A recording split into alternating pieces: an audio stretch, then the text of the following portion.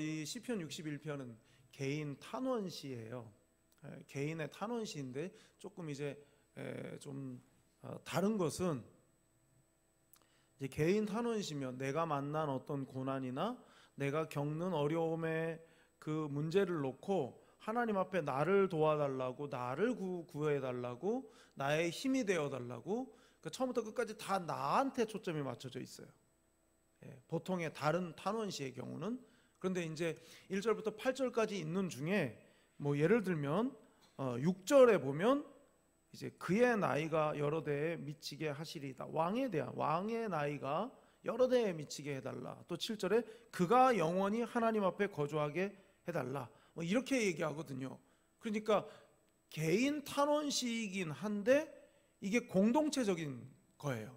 그러니까 나 개인의 어떤 위기로부터의 탈출, 나 개인의 고난으로부터의 그 구원, 그것만을 얘기하고 있는 게 아니라 어떤 왕에 대해서, 왕 그 사람에 대해서 하나님이 어떻게 인도해 달라 하는 얘기가 여기 들어있기 때문에 일반적인 개인 탄원시의 차원보다는 좀 더 넓은 의미에서 이제 개인의 탄원시와 공동체 탄원시, 그러니까 이제 시편 안에 탄원시 안에도 개인 탄원시와 공동체 탄원시가 있는데 개인 탄원시의 내용 그 색깔과 또 공동체 탄원시의 색깔이 이렇게 잘 이렇게 섞여 있는 그런 시편이 이제 61편이다. 이렇게 대하시고 보시면 되겠습니다. 그래서 왕을 위한 기도가 나오고요. 또 왕과 백성의 관계, 그리고 그들과 하나님 사이에 있는 제사장의 기도, 이런 성격이 이 61편의 말씀 속에 이렇게 섞여 있다. 이제 그렇게 대하고 그렇게 생각하고 대하시면 되겠고요. 하나님 앞에서 어떻게 하겠습니다의 그 다짐이 또 이 말씀 속에 들어 있는데요. 먼저 1절, 2절을 보면요.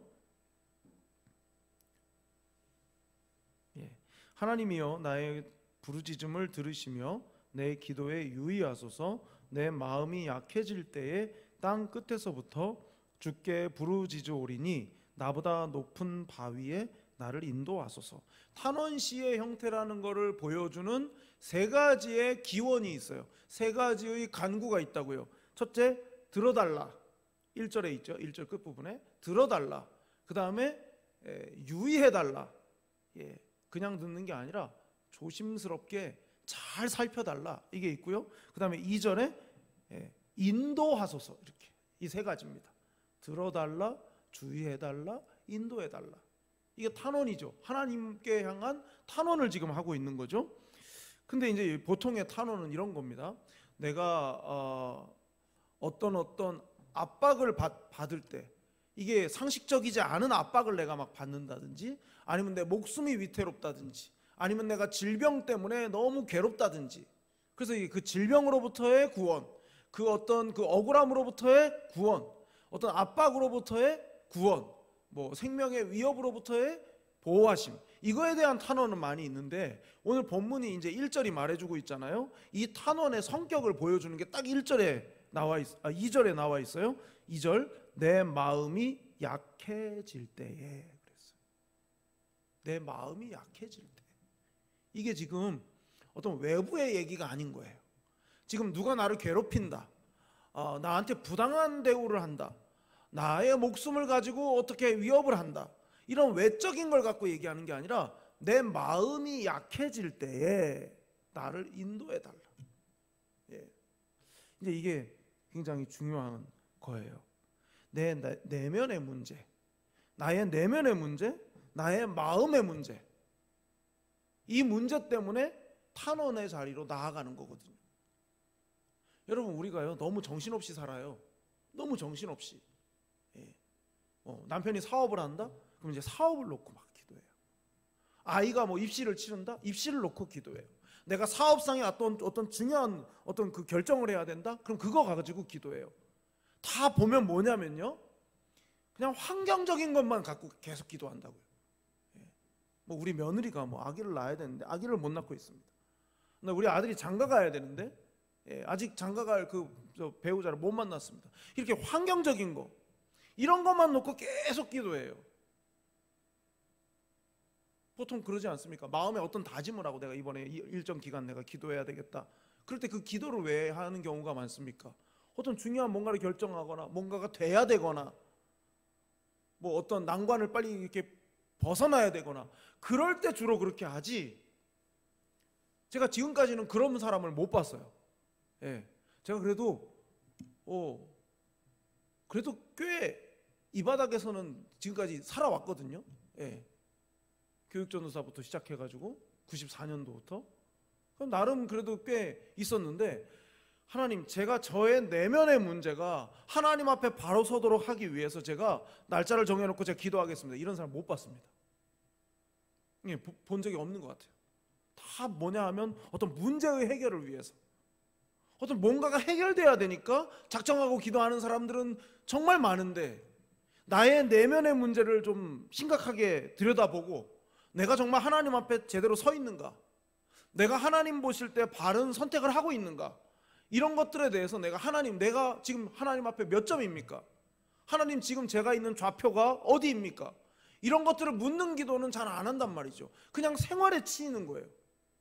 그냥 이 고개를 넘느라 그냥 정신없는 거예요. 고개를 넘느라 지금 내가 어떤지를 모르는 거예요. 신발이 벗겨졌는지, 밑창이 닳았는지, 아니면 뒤꿈치에 물집이 잡혔는지 이런 거 하나도 몰라요. 그냥 넘어가느라 급급한 거죠. 근데 지금 이 시편 기자는 뭐라고 말하고 있냐면 내 마음이 약해질 때 내가 하나님께 부르짖을 테니 하나님 나를 인도해 주십시오. 지금 이렇게 기도하고 있잖아요. 외부에 있는 적 때문에 탄원하는 게 아니라 나의 내면의 문제, 마음의 문제. 여러분, 우리가 말이죠, 이런 경우가 있거든요. 힘든 일이 계속 되잖아요. 그러면 자기가 자기를 위로해요. 자기가 자기 자신을 위로해. 뭐 내 마음 알아주는 사람 없잖아요. 그러니까 어떻게 하냐면 그래, 그동안 잘했어, 그동안 수고했어, 괜찮아 괜찮아, 자기 스스로 다독이는 거예요. 자기 스스로 다독이는 것이 되게 좋아 보이지만 거기 문제가 한 가지 있어요. 이 자기를 다독이는 건 뭐냐면 속쓰린데 계속 소화제 먹고 견디는 거거든요. 속쓰리면 어떻게 해야 됩니까? 내시경 해야 돼요. 내시경을 해야 되는 겁니다. 옛날 어른들 보세요. 노르모 기억나시죠? 노르모, 그 가루약. 예?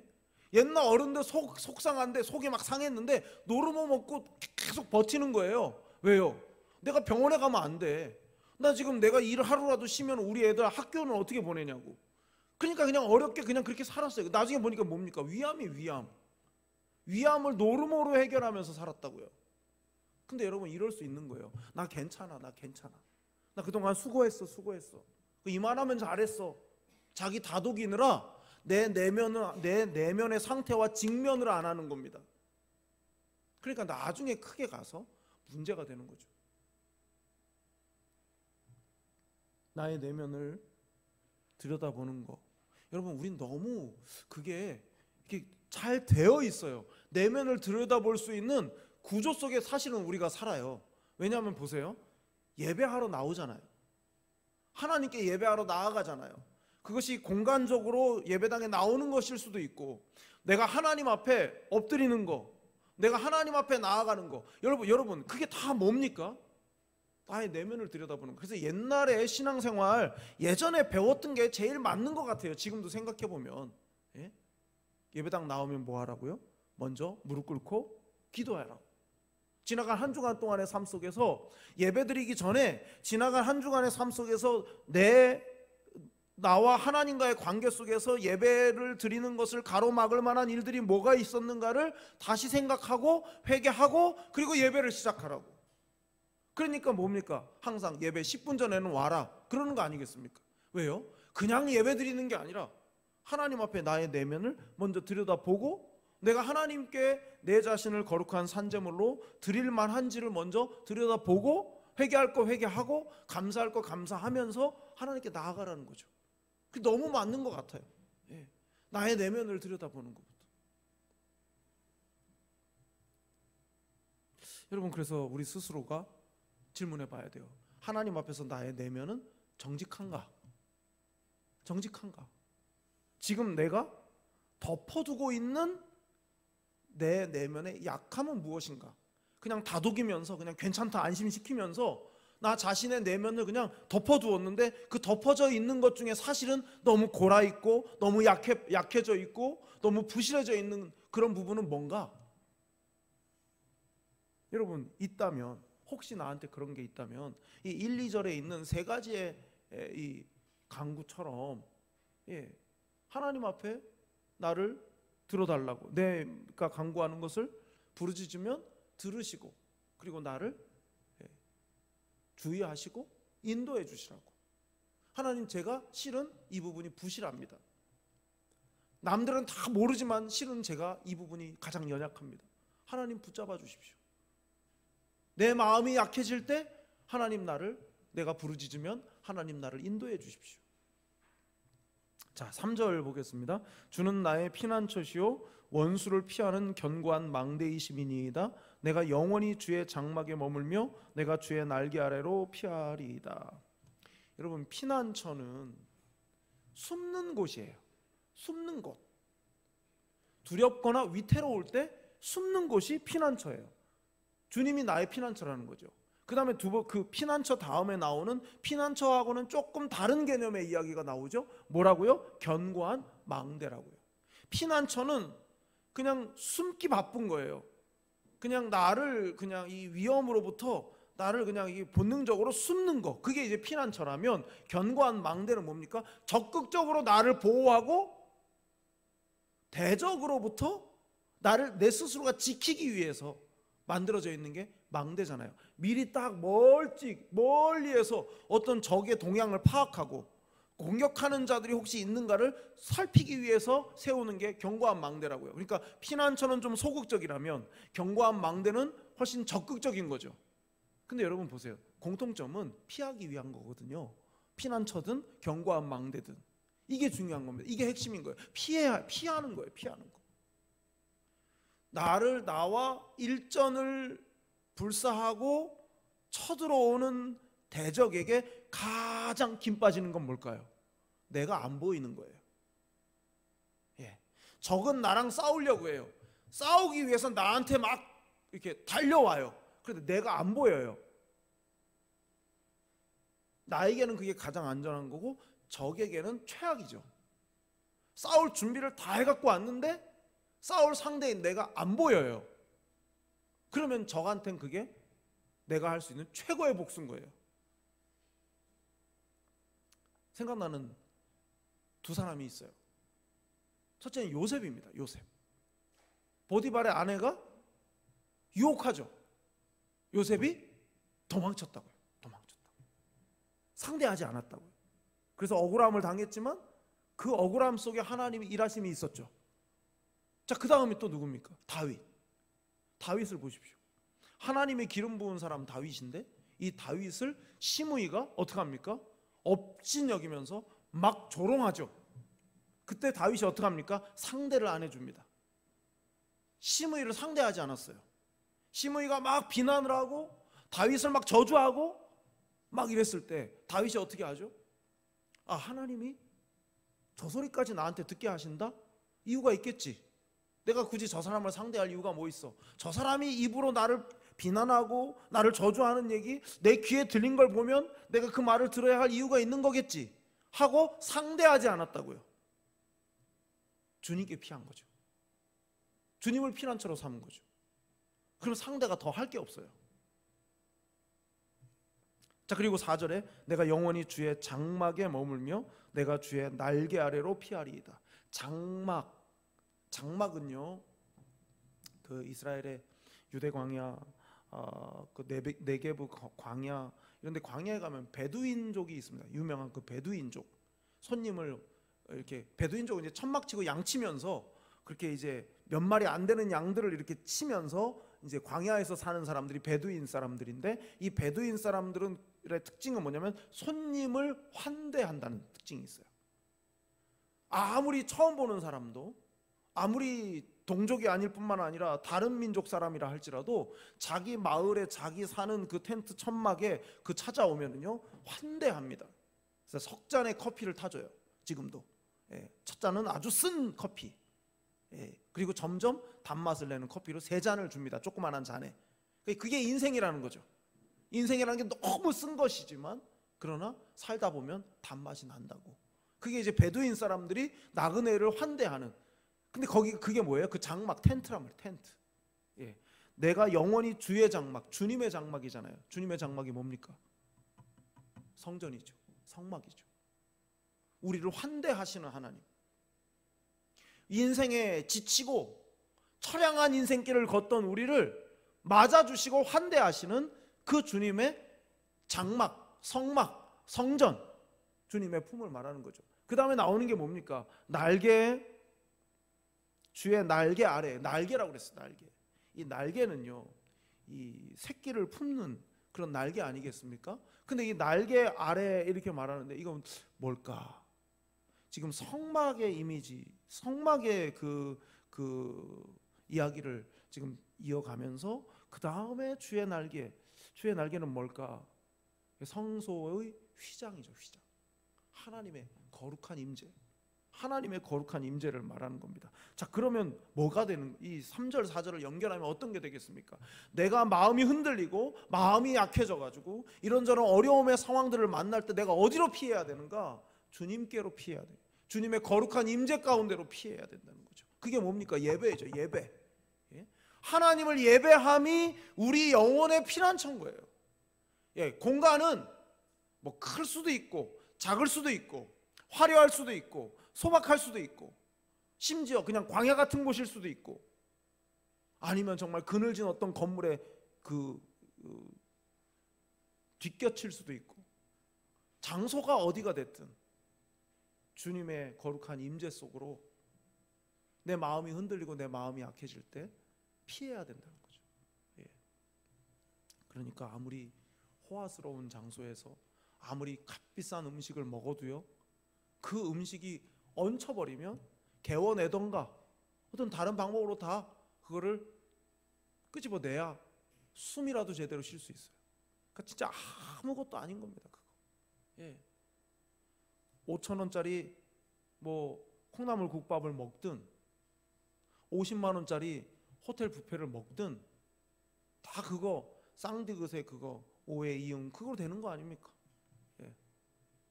조금 더 비싼 거는 뭐 영양소가 좀 더 좋은지는 모르겠지만 정말 중요한 건 우리 내면인 거예요. 진짜 중요한 건 우리의 내면이 항상 어디를 향하고 있는가. 너무 정신없이 살아요. 내면 관리를 안 해요. 예, 내면 관리를 안 해요. 저도 요즘 열심히 운동을 하고 있는데 운동을 하면서 늘 드는 생각이 뭐냐면 이 몸이 좋아지고 확실히 좋아졌어요. 예, 이렇게 헉헉거렸는데 처음에는 안 헉헉거려요. 예, 운동 안 한 사람이랑 같이 올라가는데 예, 며칠 전에 이제 결혼기념일이어가지고 맞이해가지고 이제 딴 데 뭐 좋은 데 못 가고 남산까지 이제 걸어갔다가 올라가는데 다른 누구랑 이제 친구 목사님이랑 같이 올라가는데 그걸 막 헥헥거리는 거예요. 남산이 뭐 그렇게 높은 산도 아니고 막 이렇게 경사가 가파른 데도 아닌데 막 헥헥거리다가 저 하나도 안 힘들더라고요. 그래서 이게 운동의 효과구나 이런 게. 예. 그리고 항상 여기가 아팠어요. 여기 그 임파선이 이 부분 이렇게 누르면 막 알 같은 게 잡히면서 너무 아팠었거든요. 근데 운동했는데 하나도 안 아파요. 이게 안 잡혀요. 아픈 게 없어요. 근데 무심결에 이렇게 했는데 안 아프네? 이렇게 되더라고요. 정말 좋아지는 건 느끼는데 근데 문제는 뭐냐면 마음인 거예요. 마음. 예. 육체가 건강해지는 건 좋은 것 같긴 한데 그 육체에 영향을 주는 게 마음이잖아요. 스트레스란 말이죠. 예. 경상도 발음으로 영어식으로 하면 서터레서. 예? 그 스트레스가 내 마음을 힘들게 하고 이것이 해결이 안 되면은 결국 육체의 문제가 간단 말이죠. 예. 지금 이 4절의 끝에 보면 주의 날개 아래로 뭐라고 말하냐면 피하리다 그렇게 말해요. 피할 걸도 아니고 피했으면 좋겠다도 아니고 피하리다예요. 자신의 다짐이에요. 좀 더 세게 말하면 서원이에요.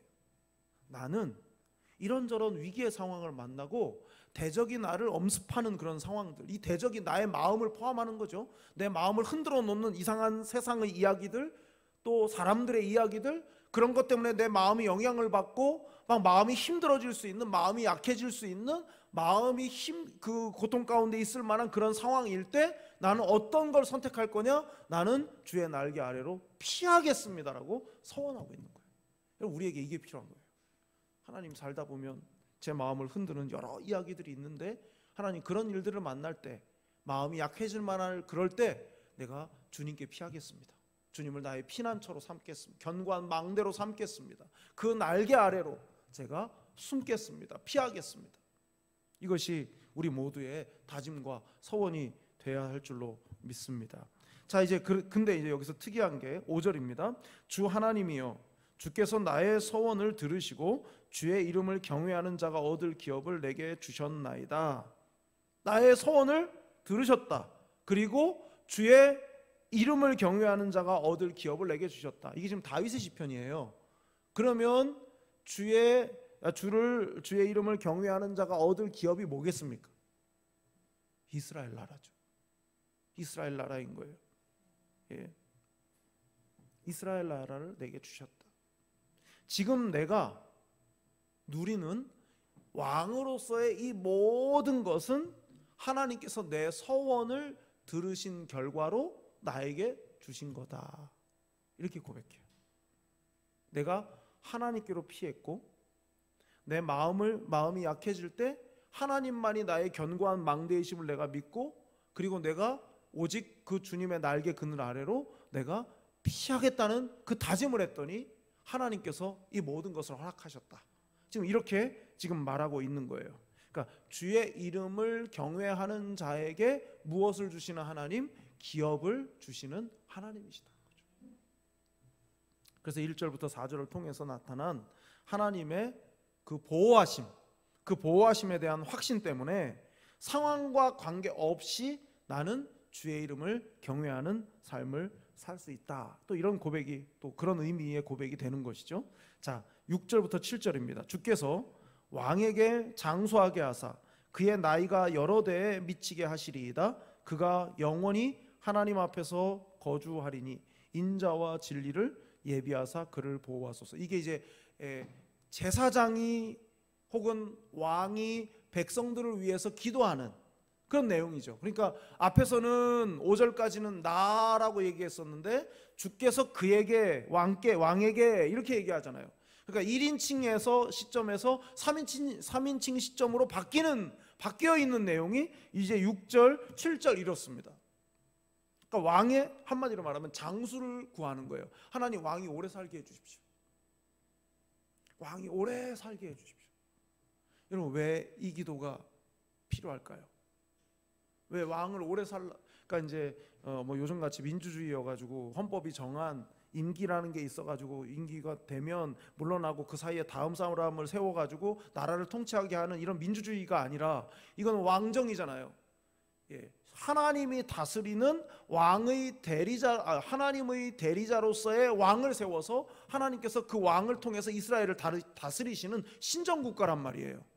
근데 백성들이 하나님, 왕을 오래 살게 해주십시오, 왕의 장수를 위해서 기도해요. 왜 그렇게 기도하겠습니까? 하나님이 저 사람과 함께 한다는 사실, 하나님이 저 사람을 통해서 이 나라를 다스린다는 사실을 믿기 때문이죠. 그렇기 때문에 기도하는 거예요. 왕이 오래 살게 해주십시오. 또 어떤 뜻이 있냐면 하나님께서 그에게 맡기시고 그에게 주신 은혜가 있는 거예요. 그걸 내가 제3자의 입장에서 볼 때 보이는 거예요. 하나님이 저 왕에게, 저 다윗 왕에게, 하나님이 어떤 왕에게 어떤 은혜를 주셔서 이 나라를 다스리시는지가 나한테 보여요. 그러니까 하나님이 저 사람과 오래오래 함께 해주세요. 이 말은 뭐겠습니까? 이 나라를 하나님, 저 사람과 함께 다스려 주십시오, 이 뜻이 되는 거죠.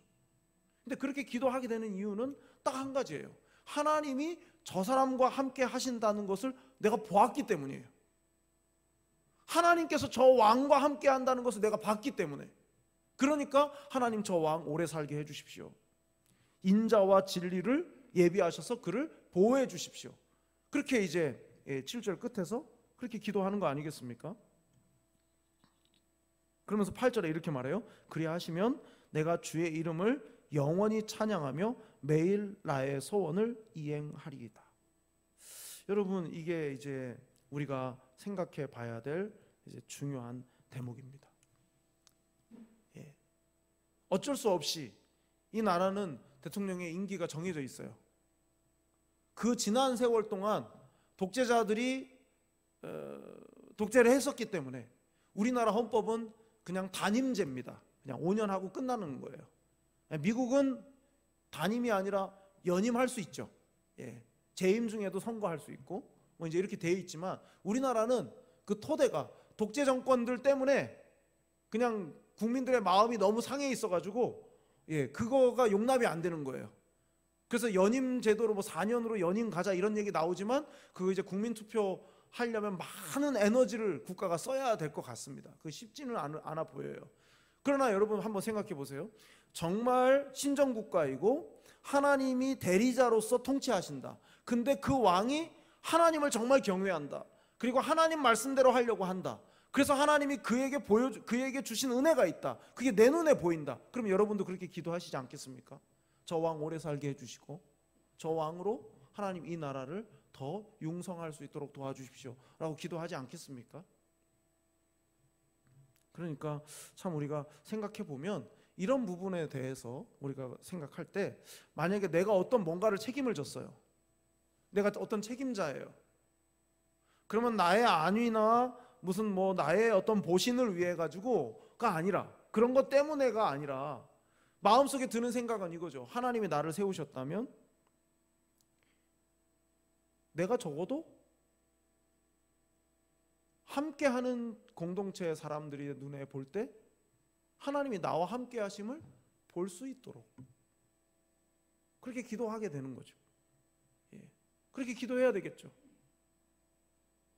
뭐 교회도 마찬가지 아니겠습니까? 성도들이 볼 때 목사가 너무 비굴하고 목사가 너무 빈곤하게 살고 목사가 너무 이 육체가 너무 부실하고 그러면 뭐 얼마나 뭐 여러분이 그 감동이 되겠습니까? 아, 우리 교회에서 제일 구제받아야 될 사람은 목사야. 이러면 얼마나 은혜가 안 되겠습니까? 무슨 설교하면 뭐 그 설교가 은혜가 되겠습니까? 그러니까 이제 그게 또 중요한 거예요. 그래서 목사는 그런 부담을 갖게 되죠. 하나님, 저희 집 애들이 우리 성도들보다 그래도 은혜로 키웠다는 말이 좀 통하게끔 자라게 해주십시오. 기도하게 되죠. 우리 성도들 자식들만큼은 내가 학원도 못 보내고 내가 우리 성도들 자식들만큼은 결혼할 때 내가 뭐 챙겨주는 거 내가 못하지만 그래도 우리 아이들 보면 하나님이 그래도 저 목사의 가정에 자녀들을 잘 되게 하셨다. 이 정도는 돼야 되지 않겠습니까? 그게 기도 제목인 거예요. 뭐 그게 욕심일 수도 있겠죠. 어떤 순간에는 그게 욕심으로 비칠 수도 있겠죠. 그러나 그런 마음은 다른 뜻에서가 아니라 뭐 성도들하고 내가 경쟁해서 목사가 이기고 싶어서가 아니라 성도들이 좀 은혜를 느꼈으면 하는 마음인 거예요. 반대로 또 자식들 때문에 은혜가 안 되는 일은 없게 해주십시오. 또 그런 기도를 하죠. 그런데 또 그 얘기를 애들한테는 안 합니다. 못해요. 야, 네가 목사 새끼인데 네가 좀 뭔가 좀 은혜가 돼야 되지 않겠냐 하고 그렇게 막 할 수는 또 없어요. 기도만 할 뿐이죠. 스스로 깨닫고 철이 들어가지고 그래 내가 그래도 성도들 사랑을 받고 또 기도를 또 받고 그래서 내가 컸는데 내가 교우들한테 내가 좀 감동이 되는 인생을 살아야지. 그래서 저는 이제 그런 생각 가끔 합니다. 뭐 저희 집사람은 저랑 생각이 분명히 다른데 저는 그렇게 얘기합니다. 어느 정도 때가 되면 아버지가 목회하는 교회에 있지 말았으면 하는 마음이 있어요. 왜냐하면 그 아버지가 목사고 목사인 아버지 교회에서 계속 자라면서 그냥 막 이쁨만 받고 그렇게 자라서 얼마나 신앙이 스스로 독립이 되겠는가. 그리고 어려운 교회 가서 또 섬기기도 하고 목회자의 자녀로 자라면서 받은 은혜가 있으니까 뭐 그렇게 돌아 하나님 이쪽 주머니에서 저쪽 주머니로 옮기듯이 그렇게 다른 교회에 도움도 되고 그러면서 제 욕심이죠. 그러다가 어쩌다 명절 같은 때 한 번씩 와가지고 좀 큰 헌금 한 번씩 하고 아빠 면도 좀 세워주고 그러면 좋겠다. 그게 그냥 욕심이 얄팍한 욕심이죠. 근데 어느 때까지 아버지 밑에 있어야 된다. 그런 생각을 하지 않습니다. 근데 어쨌든 여러분 어떻습니까? 왜 백성들이 왕이 하나님의 복을 받았으면 좋겠습니다라고 기도했겠는가? 왜 왕이 복 받는 걸 보고 싶어 했을까? 그건 딱 하나죠.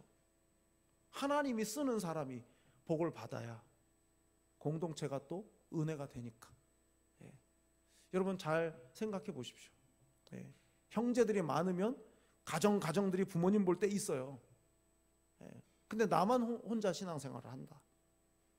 우리가 큰 욕심을 내지는 않지만 그래도 부모가 볼 때 가장 감동적인 자식이 믿음을 가진 내가 될 수 있게 해주십시오.